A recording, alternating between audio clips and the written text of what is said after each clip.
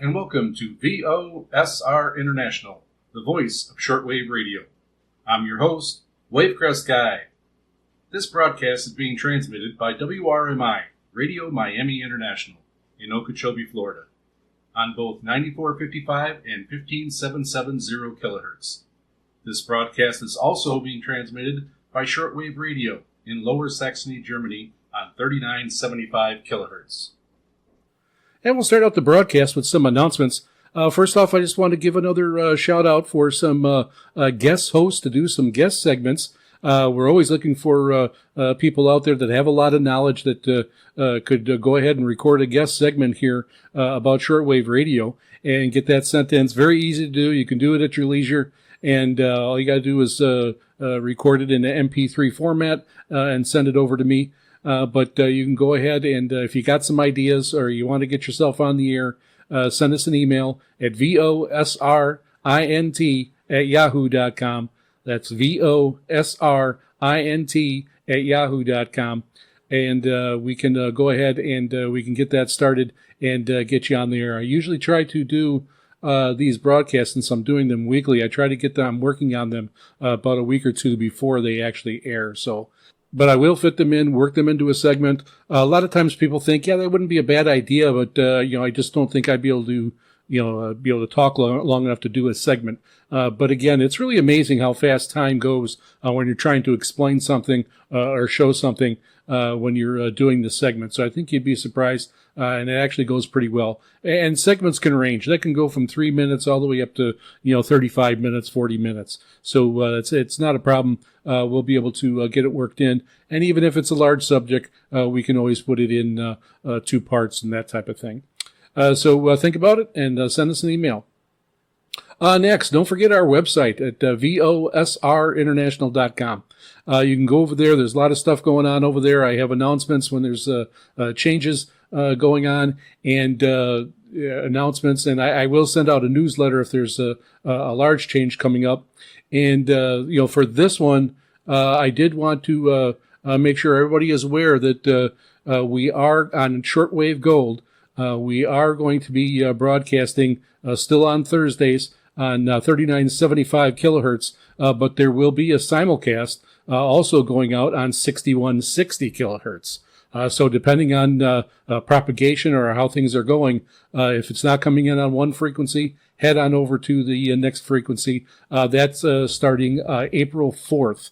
We're going to run that through April, see how that works for us, see actually how the transmission goes with Shortwave Gold. I'm working with them to see how that'll work. But we will be on the both frequencies on Shortwave Gold on both 3975 kilohertz and 6160 kilohertz at 1900 UTC over at Shortwave Gold. And then back to our website, we will be adding, I'll be sending that out as a newsletter announcement about the Shortwave Gold new frequency. And then while you're over there, we have all our past broadcasts on there. We've been on the air over a year now. All our broadcasts are on there. You can click on it, and it'll take you through, and you can go ahead and listen to it. And one other thing I keep forgetting to mention is that the past broadcasts are also not only on our website at VOSRinternational.com. You can also go on the YouTube channel, Wavecrest Guy. I've got a playlist there that have all the full broadcasts. But we're also on Spotify. I don't know how many people are on Spotify or people listen to different podcasts or that type of thing. But you can go ahead and check us out on Spotify. And I do upload all of our broadcasts on there also. I don't think I have all of them on there. I think I started that probably right around, I don't know, maybe the September area. But there still are quite a few broadcasts over there on Spotify. You can go over there and check it out. And if that's another way, if it's more convenient for you to listen to them that way, that'll work out good. So don't forget about Spotify also. So the past broadcasts are on VOSRinternational.com. You can also take a look at our listeners map with the pins of our listeners for all throughout the world. And then also the listeners' rigs. We've been getting a lot of nice pictures in the mail of listeners' radios. And even the setups, I really like it when they send up their picture of their whole setup, their listening desk or the radio room. It's really great to get those pictures and get those put on there. So there's quite a few on there for you to take a look at. Also, don't forget, we do have some VOSR International merchandise. So we got hats and shirts and coffee mugs and things like that you can take a look at and purchase. And then all the purchases just go to help support the broadcast and pay for airtime. So we really appreciate when anybody buys anything from our merch section on the website. Then we are also on Facebook. You can go over to Facebook and type in VOSR International, and we have a group there. Since I started announcing it on the broadcast, we have gotten quite a few more people join up, and you'll not only will you see announcements, but you can post on there also. So you can post your reception reports, and it doesn't have to be receptions of VOSR International. You can be just other receptions that you're getting, and you can post that for all the other people in the group to take a look at. Of course, you can also comment about the show, and anything posted on there does get read off into the mailbag segment. So don't forget us on Facebook. We are also over on Reddit. At Reddit, we are at Grundig Shortwave Radio. That is our subgroup. You don't have to have a Grundig Radio for that. But that group has been around the longest, and there's we're up to 1.4 thousand members in that group. Same thing. You can post over there, post reception reports, post your radios, your equipment, questions, anything you want to post about shortwave radio. You can go over there and check that out. And don't forget to send emails, comments, send reception reports. There's really no other way that I know the people are listening out there unless I get this communication. It is really one of the highlights of the broadcast. People love the mailbag segment, and I love to pass along information to all the listeners. And most of the information I'm getting from the listeners. So that's the best part about it. So keep the reception reports coming. Don't worry if you send one, every week, every month, or whatever. They're great. It gives me an idea, especially now going into my second year. Finding out how the frequency is broadcasting around and going year to year into different places throughout the world. So it always helps me out in seeing how the broadcast is being sent out. So keep any comments, any communication coming. Send those emails into VOSRINT@yahoo.com. That's VOSRINT@yahoo.com. Or you can head over to our website at VOSRinternational.com. Click on the mail icon and contact us that way. So our next segment is going to be a guest segment, and Gerald is back, and he is going to give us a segment on Radio Tahiti and his history listening to Radio Tahiti as he was a youngster, and he has quite a bit of histories and story to tell about Radio Tahiti. So here we go. Take it away, Gerald. Yorana, o Gerald Reador to'u ioa, e parawao ma'a wahi iti reo Tahiti. No te whenua marite ao, no te oire no Houston, Texas. E ho e tamari'i ta'u, o Grace tōna ioa. Whaatai ao te ukulele, pehe pehe ao himene reo Tahiti. That was my tried and introduction in the Tahitian language. Hello, this is Houston SWL, and that intro that you just heard is related to the topic of this guest segment for the Voice of Shortwave Radio International. That was an introduction I put together for an online Tahitian language class I took several years ago. Haven't studied in a number of years, still a beginner in the language, but have loved the Tahitian music and language for a long time. So Radio Tahiti is one of the most memorable stations I heard on shortwave. Checked my old logbook entry. I found one from September the 2nd, 1978 on 15170 kilohertz from 0420 to 0500 UTC with another logbook entry dated August 14th, 1979 on 11825 kilohertz from 0510 to 0537 UTC. This was heard on a GE multiband radio with 2 shortwave bands, no digital readout, just on the whip antenna. But as a teenager in the U.S., hearing Radio Tahiti and the Tahitian music over shortwave was a magical experience. I'd never heard anything like that in my fairly young life, and I don't know if you ever read, shortwave radio truly was an armchair to the world, and I think it still is. So hearing this island music from Radio Tahiti impacted me years later when I started playing the Hawaiian ukulele. I would meet friends to sing and play Hawaiian songs, and eventually I bought a Tahitian ukulele and learned to sing and play a number of songs in Tahitian as well. So if you will humor me, I'll play my attempt at this Tahitian song called Motu Uta.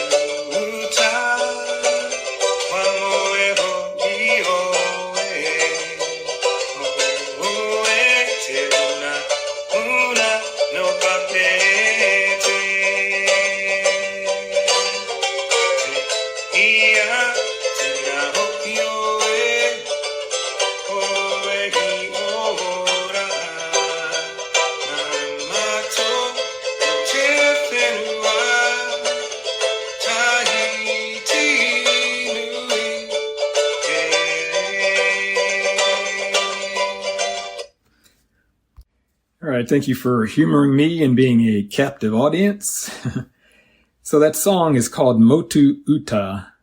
Motu means island and Uta means toward the sea or inland. So Motu Uta, it was a historic small coral islet that was formerly located in the Bay of Papeete before being connected to the mainland. And it was transformed into a port facility by 1962. But prior to that, it served several different purposes. It served as a royal residence, a quarantine station, and a prison.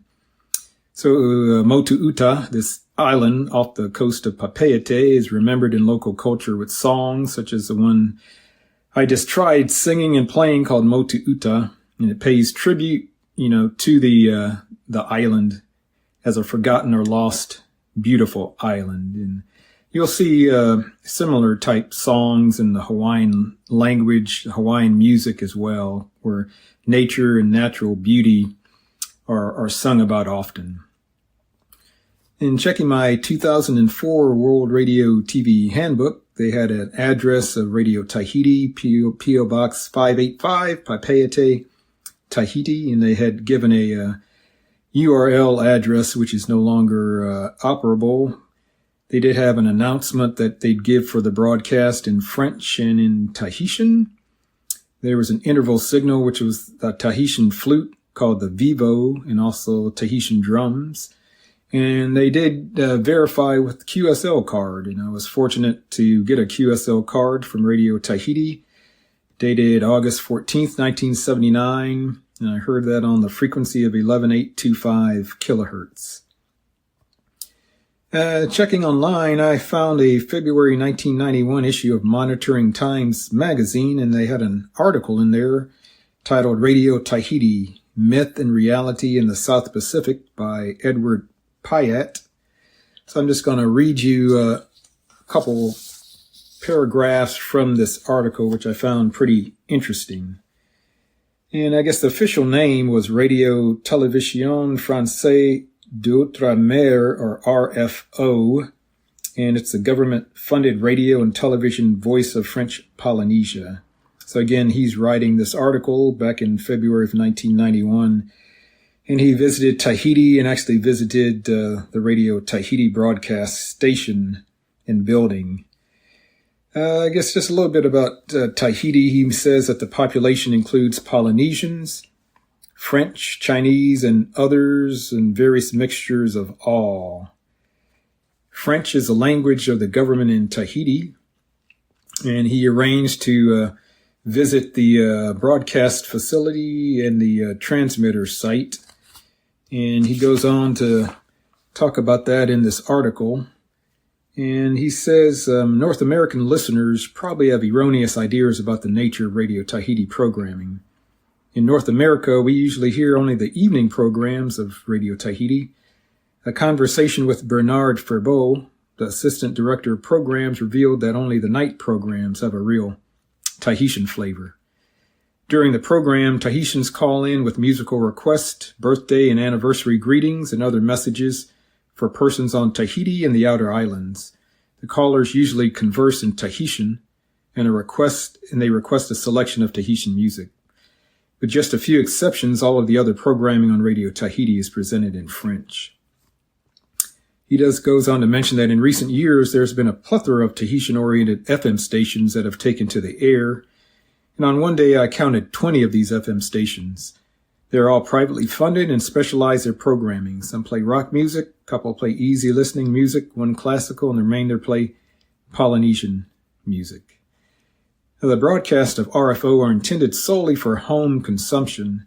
The station is officially purported to have no role to play in informing the surrounding Pacific Island nations or the world about Tahitian life, culture, or political and economic interest. Paris, not Papeete, calls the tune. So Radio France International in Paris is the sole external voice of France and the French territories. Local radio stations in the territories, such as Radio Tahiti, are not permitted to represent their local opinions or culture to external audiences. He goes on to talk about the QSL policy, and he says, fortunately, Radio Tahiti's QSL policy does not reflect its provincial broadcasting interest. And the person who was giving him the tour went on and said that the reception reports from outside of French Polynesia do not really provide any information that is of statistical value to the station. However, they do send QSL cards to overseas listeners who send in a reception report. They send the cards as a matter of courtesy and as encouragement to radio hobbyists. So, yeah, I guess a lot of times we would send QSL cards so the engineers at the transmitting stations would know how their signal was being heard, in various parts of the world. But since Radio Tahiti programming was basically broadcast locally to the inhabitants in the area, my reception report, say in Houston, of how the signal was not of really much value to them. But glad they QSL'd anyway, so it was nice receiving a QSL card from them. The Radio Tahiti transmitter site was at Mahina, and the transmitters in a building which houses the technical offices of RFO are located on a 4-acre site that overlooks the ocean. The shortwave transmitters currently in use are 4 kilowatts on 6135 and 9750, and 20 kilowatts on 11825 and 15170 kilohertz. Most North American listeners hear the 11825 and 15170 kilohertz transmitters, which are beamed in a northwesterly direction to the Tuamotu Islands in French Polynesia's northern island group. Future plans about the station: there were 2 new transmitters due to be placed in service in 1990. They will be 80 kilowatts and 50 kilowatts in power and give Radio Tahiti a more powerful voice in the Pacific than the Voice of America. And a new studio building was also being planned. And Mr. Pyatt ends the article with these words: as the big 767 jetliner pulled away from Tahiti and floated out over the island of Moorea, I looked down at these 2 island pearls in the shiny blue Pacific. I thought of the DXers and shortwave listeners in distant lands who tune to Radio Tahiti on some frigid, snow-filled night and hear the soft, lilting Polynesian music. I'm sure they conjure images in their minds of beautiful islands in a shiny blue ocean, very much like the shining image that floated below me. And I guess his words there sum up my sentiments exactly. As I mentioned, as a young teenager, turning on the shortwave radio and hearing this island music I'd never heard before, truly was magical. It could take you away to a place you could only envision in your mind. And if you like the Tahitian music like I do, you can still hear that. There are some internet radio stations available. One is called Tiare FM. Tiare means flower. And you can find that on www.tiare.fm. So that's one word, tiarefm.pf. And they also have an app that you can download. There's another station called Radio Mareva Reva. And if you just search that on the internet, the URL is a little long, but you should be able to search that. So that's Radio Mareva Reva. That's MAREVA. And they play a lot of local Tahitian music. So that's probably the station I like to listen to. Definitely check that out. And there's one other called Hiti, HITI-FM at HITI-FM.com.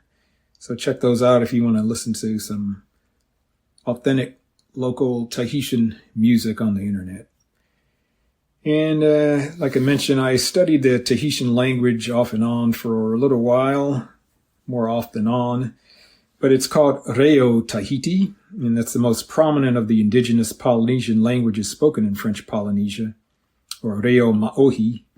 Marquesan is spoken by about 8,000 people in the Marquesas Islands, and there's two subdivisions of other, dialects of that. The Paumotu language is spoken by about 4,000 people in the Tuamotu Islands, and there's also another language called Austral, spoken by about 3,000 people in the Austral Islands. Interesting, if you studied any kind of languages, the word order may differ. So in Tahitian, the word order is verb, subject, object, which is typical of a number of Polynesian languages. Myself being an English speaker, our word order is subject, verb, object. And I've studied Japanese a little bit, and that's a subject, object, verb language. So those three are different in the word order. So it takes a little bit getting used to if you're so used to hearing, the subject, the verb, and then the object as in English. Now listening for the verb at the beginning of the sentence, say in Tahitian, definitely takes some practice. But sadly, the language is dying in Tahiti. I came across some YouTube videos of a lady who was from Switzerland. She's actually living in Tahiti with her husband, and she's studied the language and taking lessons there. But she and I talked by email, and she said, the language is slowly dying. I think a lot of the younger kids, as is common, I think, with any language, don't have quite the interest. And French is the official language, so speaking Tahitian is not as important for a lot of people. And the same thing was happening in the Hawaiian language as well. But from what I've read, there's been a resurgence in trying to keep the language alive. And so more people are teaching the language and trying to learn it that is Hawaiian. So I did put together a PDF of Tahitian language resources, which in the English language are very, very scarce. So that's one of the problems in trying to learn this language. There is a lady from Tahiti living in the U.S. has started a online Tahitian language site called Polylingual, and she also has a Facebook Reo Tahiti group. So that's a good resource for English speakers. There's more material in the French language for learning Tahitian than there is in English. And I'm going to play you at the end some little short clips of the broadcast from Radio Tahiti. But you heard me trying my hand at Motu Uta, the song, and I was playing a Tahitian ukulele, as they would call it. It's also called a Tahitian banjo, because it's similar to a regular banjo you might hear in bluegrass music, or somewhat similar, because it has a soundboard.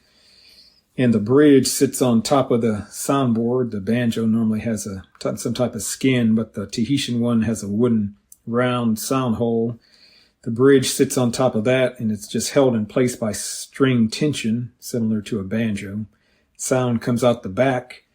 Interestingly, the strings on a Tahitian ukulele are basically monofilament fishing line or something similar to that, which gives it its unique sound. So if you ever heard the sound of Tahitian ukulele, I think you'll never forget it because it is unique. But the style of playing that is different than playing a Hawaiian ukulele. They use a lot faster strum, and a regular normal ukulele has 4 strings, where a Tahitian ukulele has 4 strings, but they're doubled. So there's 8 strings total, and the tuning is similar to a Hawaiian ukulele, except the E string is tuned an octave higher. Again, there are not many resources about playing the Tahitian ukulele. I scoured YouTube and was able to find some, and I guess kind of created a PDF of resources for playing the Tahitian ukulele, which I haven't played in years, so not that adept, but just love the sound. So I had an old issue of a Modern Electronics magazine, and they had an article in there titled Armchair Travel Shortwave to Paradise. And this article talked about the WWVH, which is the time station from Hawaii, Radio Tahiti, they talked about, as well as New Caledonia, Trans World Radio Guam, Radio Australia, Radio New Zealand, WLV9 from Perth, and VNG from Australia, which is a time station. And in this article, it said such things as this: dreaming of getting away from it all for a long vacation? Now you can sample the South Sea breeze without leaving your favorite armchair. Just tune in those siren songs from the far Pacific. They went on to talk about the Radio Tahiti broadcast from the capital city of Papeete. It's often heard extremely well on 15170 kilohertz and 11825 kilohertz. And that's the frequencies I would hear them on for most of the time. And these were entirely in Tahitian, as he mentions in the article. And he also says, you might want to have a tape recorder handy to capture some of the unforgettable native songs and music. Radio Tahiti is a very friendly station, verifying all correct reception reports with a QSL card. So I thought that was a nice, neat article that they ran in this magazine. And online, there's a resource called theshortwavearchive.com. And so if you go to that site, they have archived recordings and people writing in about their experiences with shortwave radio stations. So there's a couple on Radio Tahiti. And on the site, it mentioned that the late Dr. Richard E. Wood reported in the Communications Handbook for 1972 that this frequency of 15170 was activated on April 10th, 1971 with a 20 kilowatt transmitter. I'll just read some short excerpts from people who had posted to the Shortwave Archive about their experience listening to Radio Tahiti. Mr. Tom Laskowski mentions that this was one of the first DX stations I logged when I got started in shortwave listening, DXing. Radio Tahiti was a nice music station to listen to on cold winter nights here in the Northern Hemisphere. Mr. Dan Robinson commented that Radio Tahiti was one of the most popular stations on shortwave for many years, audible on several shortwave frequencies. Many shortwave listeners and DXers recall the pleasure of listening to hours of broadcast, which, because of the antenna orientation of the station, could be heard at strong levels at almost all times of the day, including the middle of the afternoon on the east coast of North America. Primary frequencies were 15170 and 11825 kilohertz, though others were used. And Mr. Mark Pettifor wrote about Radio Tahiti. He said, one of the great things about DXing and shortwave listening is the variety of music one can hear. And one of my favorite stations to listen to on shortwave for exotic music was Radio Tahiti, Papeete, French Polynesia, when they were still on shortwave. Many a Saturday night I would turn on the DX160, my first shortwave rig, and let it warm up for a while before tuning in 15170 to see how band conditions were. If the band was good, I'd get ready to record through the air. Once I started recording, I'd often leave the room and shut the door, because having three brothers around meant the possibilities were high for having extraneous interference on my recordings. Saturday evenings were a good time to tune in because of a music program that aired with a good selection of island music. The program had an announcer who spoke in the island vernacular, parentheses, Tahitian, and when that program ended, they switched to French. So this was mentioned in the article I just read you from the Monitoring Times, that they would broadcast basically local programming that Tahitians would call in for and ask about certain local Tahitian music to be played. And he also posted a recording of Radio Tahiti that he had made. And I think I will play you a clip of that. I guess I actually found that on a site called archive.org. And so when I done my segment on Radio RSA, I was able to find some recordings on there of Radio South Africa. Also a couple on Radio Tahiti, so and other shortwave broadcast stations, and probably anything else that people have recorded and posted on the site. You can do a search and find that out. So Mr. Pettifor ends his writing, and he says this: so close your eyes, imagine you're lying in a hammock on a beach somewhere in the South Pacific with a warm breeze off the ocean and your favorite cool beverage nearby, listening to some of the best island music anywhere. So I'm going to now play you a short clip from the archive.org. The person who had submitted this was Tony King, and it was a English broadcast with ID from Radio Tahiti. We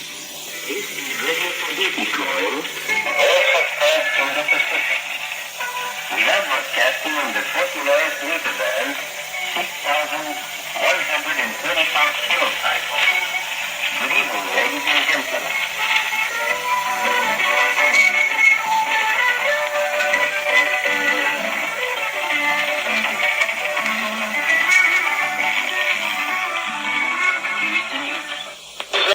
All right, next I'll play you a part of a recording that Mark Pettifor sent in. You hear a Tahitian announcer speaking Tahitian for a little bit, and then going into playing some of the island music that a lot of people love to hear.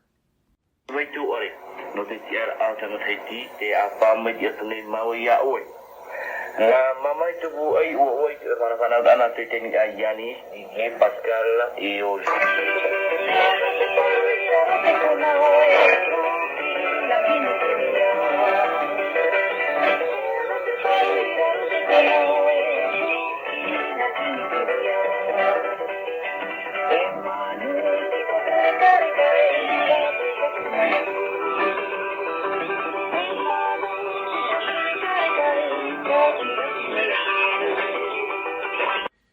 All right, I hope you found that interesting.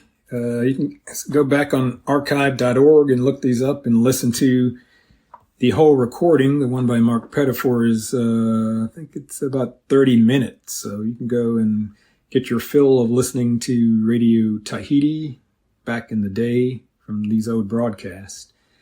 So I hope you found this informative and interesting, at least, and thanks for putting up with my playing and singing the Tahitian song. This is Houston SWL. You can check me out on my YouTube channel, Houston SWL. Thanks for listening.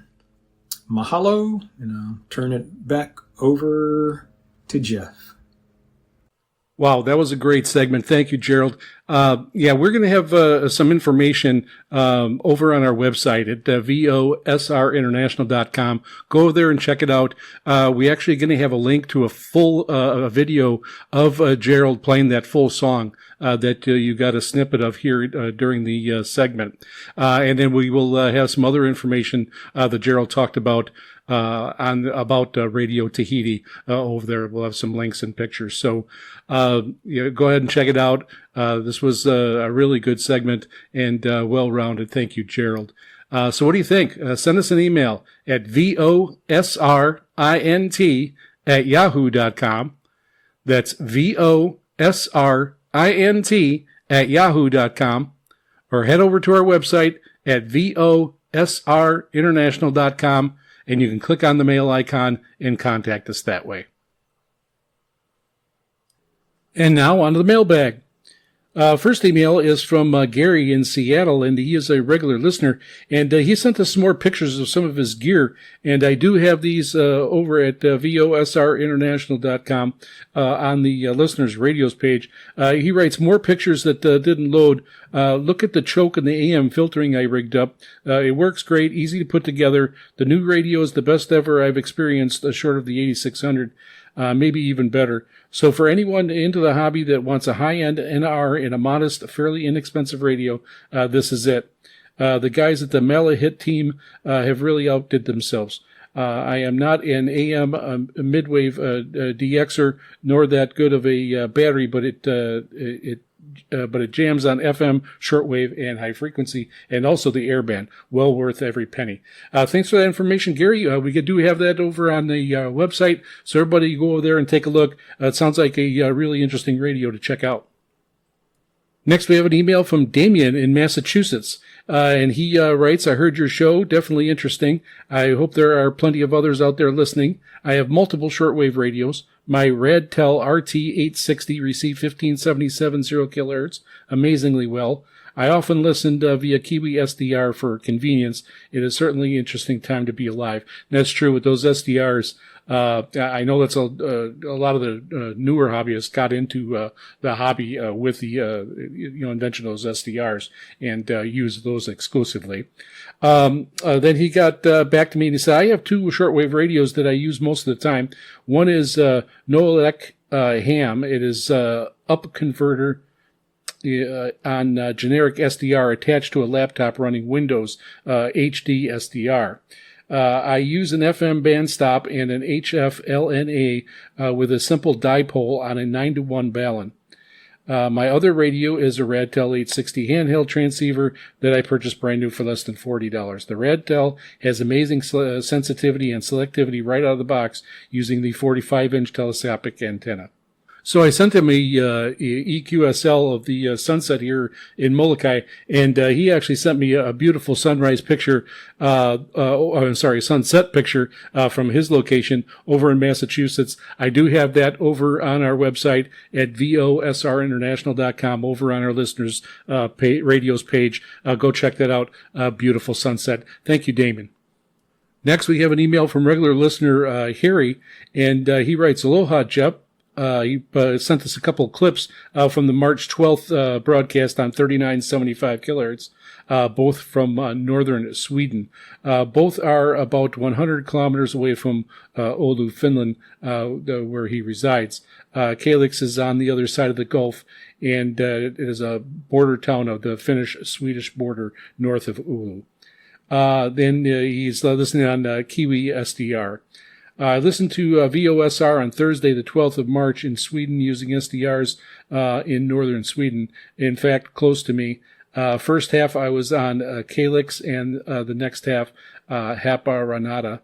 And reception was okay on both of those SDRs, and there was using a dipole antenna and had a better signal of S7, and the other SDR was coming in at S5. But that was only using a active whip antenna. This frequency is good. No major QRM issues. Perhaps sometimes something UTE traffic for some seconds. And he also writes that he also joined the Facebook page recently. Thanks for doing that, Harry. And yes, and I'm kind of curious if you'll be able to hop over to 6160 kilohertz on April 2nd. And check out and see if that works any better than the 3975 kilohertz. Thanks for the email. And next I got an email from Kay, and she writes me that she is the director of the Digital Library of Amateur Radio and Communications, the DLARC, and I have used this this website to check on historical broadcasts and do some research on that. It's a really good website. Now I'm going to have a page on this over on VOSRinternational.com, so you can go check it out. It's really worthwhile, and go checking it out if you haven't already. But she emailed me and asked me if it would be all right if she was able to put on the past recordings, past files for VOSR International. So I gave her the go-ahead, and she went ahead, and it was done within a couple days. So that is another way that you can go and listen to the past recordings of VOSR International. Head over to the DLARC, and again, I will have the website over on VOSRinternational.com, and you can go check it out. Yeah, so I mentioned last broadcast that we are on Spotify, and now there's another resource to go check it out. Our past broadcast, you can head over to the LARC and check out our past broadcasts there also. And of course, we do have them on our website at VOSRinternational.com. Next, we have an email from Miguel from Doral, Florida, and he writes that he picked us up on March 20th, and he was listening on an XH Data D808 with built-in telescopic antenna and the XH Data AN80 for indoor reception. And it reports an SINPO of 55455, and did attach some audio samples of that, and it was coming in really great. I did get a QSL card sent out to Miguel, so hopefully when you get that, you will let us know. Thank you for the email. And that concludes our mailbag for this week. Keep the emails and reception reports coming. Comments about the show, send them all in to VOSRINT@yahoo.com. That's VOSRINT@yahoo.com. Or you can head over to our website at VOSRinternational.com and click on the mail icon and contact us that way. And now we're going to do another segment of historic shortwave broadcasts. So in researching this one, I have to tell a little a roundabout story with this, checking it out. I came across this odd roundabout, or it'll all circle back in the story. So I was looking at the presidents and their history with shortwave radio and using shortwave radio. And most presidents were on shortwave radio. Back when it started, of course. But a lot of times they broadcast on regular radio first, AM broadcast radio, and then it was rebroadcast out on either VOA, Voice of America, or on other picked up by other shortwave news agencies. So there's a lot of history with shortwave radio going back to the 1930s on up into the basically into the 1980s, where a lot of the speeches were put out on shortwave radio. So in looking at this, I was checking on Eisenhower and his speeches or announcements that went out over shortwave. And first off, so I'm going to take this complete 360 and kind of go back and show you where this side street goes. For shaving, I wet shave, and I use a double-edged safety razor. And the shaving cream that I use is actually from Caswell Massey, and they are actually one of the oldest companies, continuous running companies in the United States. They go back to 1752. And in 1772, they came out with a fragrance for cologne, and it was called Number 6, and that is actually the cologne that George Washington wore. So if you ever want to smell what George Washington smelled like, you can go ahead and get this fragrance. They have it in soaps, and they have it in shaving cream and in cologne. But he liked this cologne so much that he would give it in gifts. And this is what he wore during his presidency. So this happens to be the cologne and the shaving cream that I use. And, in going, I'm going to go a little bit into more about just a little bit about Caswell Massey. Caswell Massey specializes in fragrances, luxury soaps, and skincare products for men and women. Since our founding in 1752, the brand has defined the American luxury lifestyle. Our products reflect 10 generations of expertise in fine American fragrances and a long-standing dedication to naturally derived, mindful formulated bath soaps and skincare. We are known for our hallmark scent, number 6, the longest continually manufactured American fragrance. And one other side note, with George Washington and giving it as a gift, he gifted 2 cases of number 6 from Caswell Massey to Marquis de Lafayette for his role in the Revolutionary War. And Lafayette went back to France after the Revolutionary War, and when he came back, one of the first things he did was go back to Caswell Massey and purchase more of the number 6 cologne. So Caswell Massey has this connection with presidents, and another president that was known to purchase Caswell Massey cologne was John F. Kennedy.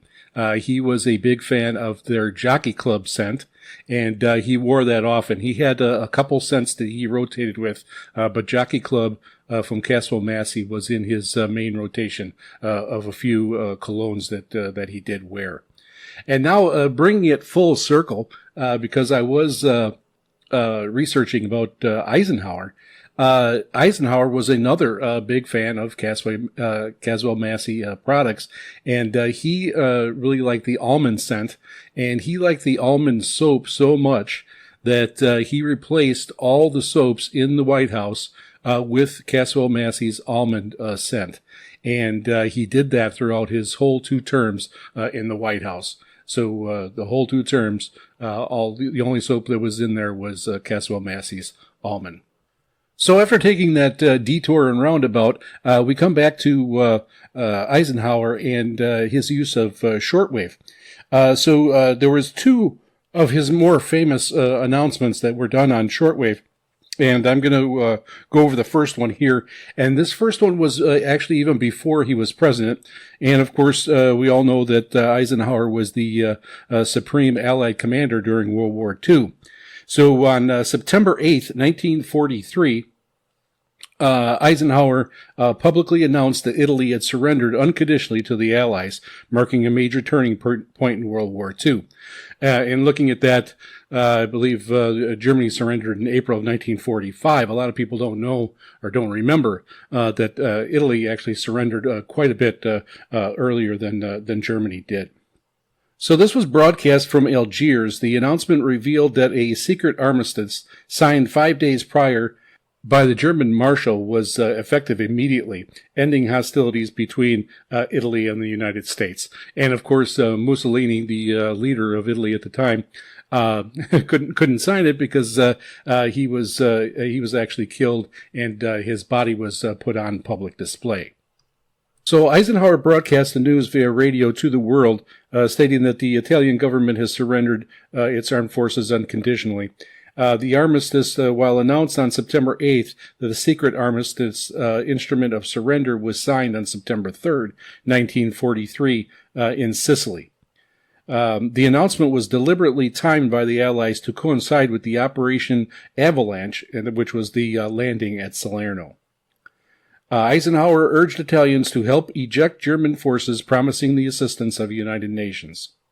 Following the announcement, Germany forces immediately began occupying Italy, Operation Axis, to counteract the surrender.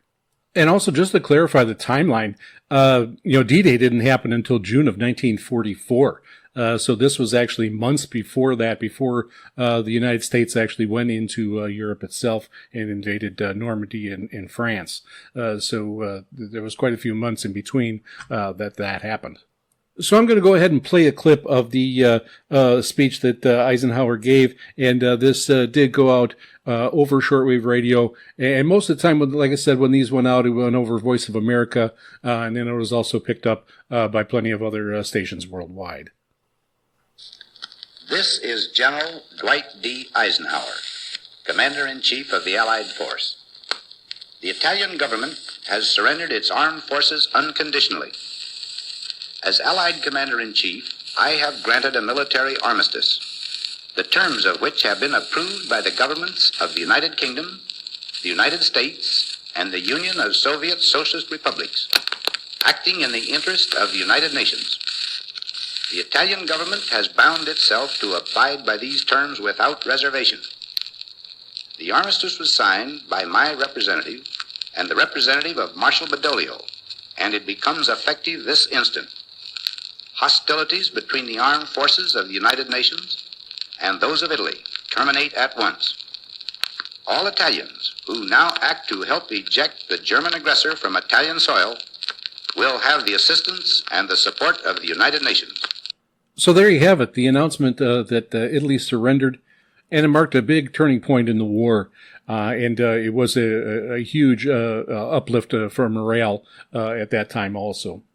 Eisenhower, of course, was well respected and was fairly good at giving announcements and rallying people around him. And I have a couple of more segments that are going to be coming up with Eisenhower. That there were a few other announcements during the war and a few other announcements that went over shortwave while he was president. And I will have some segments on those in upcoming features of this type segment. So there you have it. Let me know what you think. Send us an email at VOSRINT@yahoo.com. That's VOSRINT@yahoo.com. Or head over to our website at VOSRinternational.com, and you can click on the mail icon and contact us that way. And this next segment is going to be an equipment segment. And again, I am going to re-announce a segment that I did on the last broadcast. That broadcast was getting kind of full when I got the information. And so I wanted to make sure that I gave it enough time and rebroadcast it again here.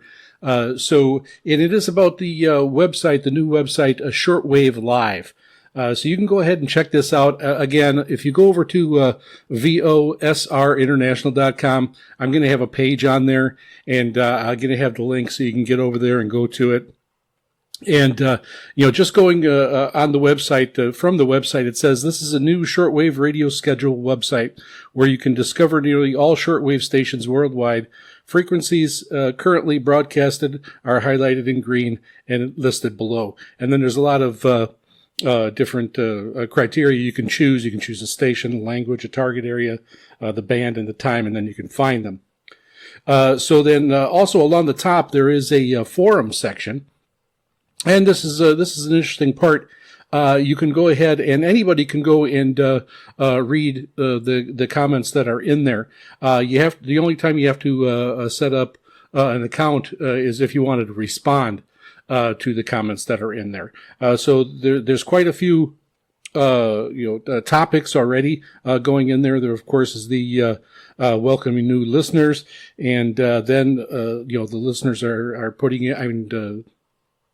Listeners to the community, and then they are also putting in different topics in there, and so they're talking about RNZ, BBC, what do you listen to, XH data, D808, my first Sirius receiver, a Yaesu Frog 7700, and Radio Vatican, and Tex NPL 330, and there's just the list goes on. So again, another nice community for you to go and check out and get some information from, and go check it out and sign up for it, and you can go ahead and keep an eye on what's going on in the community. Now, also, the person who made up the site doesn't speak very good English, so he had a friend of his go ahead and do a small recording of his idea for the site, and I'm going to go ahead and play that now. I played this on the last broadcast. I'm going to go ahead and play it again right here. Hello, VOSR International. I'm Donald, the creator of the shortwave schedule website called shortwave.live. After I posted about my site on Reddit, Jeff invited me to create a segment for his shortwave broadcast. It is an honor to be featured. I got into the shortwave listening hobby at age 9 when my brother bought me a radio. I stuck with it for a while until that radio broke, but I eventually found my way back to it in 2023 after discovering an old receiver in my parents' home. That same year, I bought a Retekes Phi 115 for shortwave listening. Then, in the summer of 2024, I created shortwave.live to help other listeners find frequencies. The site now features a forum for the shortwave community as well. Since the rise of the internet, the popularity of shortwave has continued to decline, making it a niche hobby, even though it remains the most censorship-resistant communication medium.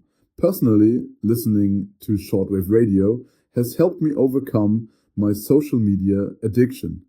I believe this hobby is a fun alternative to social media. I now find discovering broadcasts more interesting than scrolling through feeds.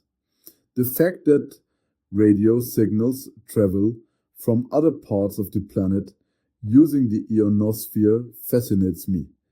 Anyone with curiosity would find this hobby interesting. Thanks for listening, and I hope you have a great rest of your day. So thank you very much for that, and for setting up the website. It is really going to be a good resource, and hopefully the listeners will find it that it's going to be very useful and helpful for them. So what do you think? Send us an email at VOSRINT@yahoo.com. That's VOSRINT@yahoo.com, or head over to our website at VOSRinternational.com, and you can click on the mail icon and contact us that way. And that concludes our broadcast. Be sure to catch our broadcasts every Saturday at 0300 UTC on 9455 kilohertz, and also on Saturdays at 2300 UTC on 15770 kilohertz, transmitted by WRMI Radio Miami International from Okeechobee, Florida. We are also broadcasting on Thursdays at 1900 UTC on 3975 kilohertz, transmitted by Shortwave Radio in Lower Saxony, Germany. Until next time, ahoy ho everyone.